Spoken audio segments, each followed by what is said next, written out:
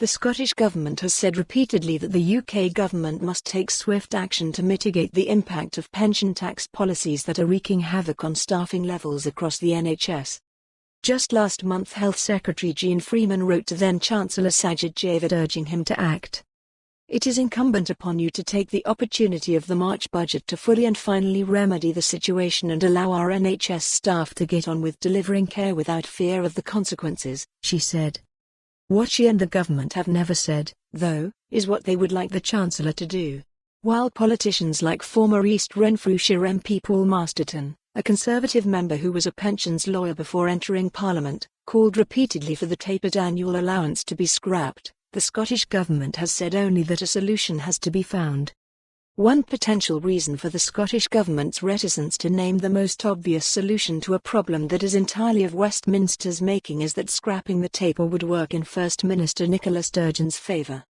Though, like all MSPs, Ms Sturgeon's salary remains frozen at 2008-09 levels. At £135,605 it is still well above the £110,000 threshold at which the taper kicks in, meaning the tax-free amount she can save into her pension will have reduced from £40,000 a year to just over £30,000.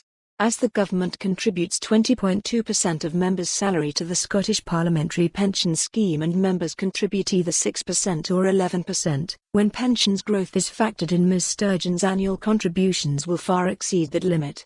She will undoubtedly be liable for annual allowance charges. Figures released by the Scottish Public Pensions Agency under Freedom of Information legislation show that 2 members of the parliamentary scheme paid an annual allowance charge in each of the 2 years after the legislation was introduced, with the scheme paying £43,566 and £36,263 on members' behalf in 2016-17 and 2017-18 respectively. If the taper or the annual allowance were scrapped, such charges would either be less likely or would no longer be incurred. The Scottish Government did not respond when asked if this was the reason it has not been lobbying for the change senior doctors say is required to keep them in post. It did, however, continue to frame the problem as an NHS-specific one rather than something that is affecting the public sector as a whole. "A permanent solution is only within the gift of the Chancellor," a spokesperson said. "We have been consistently clear with this Chancellor and his predecessor that he must use the UK budget on 11th March to offer this, and that this is all the more pressing in light of the current COVID-19 challenge we all face." For more on this story, visit the news article link.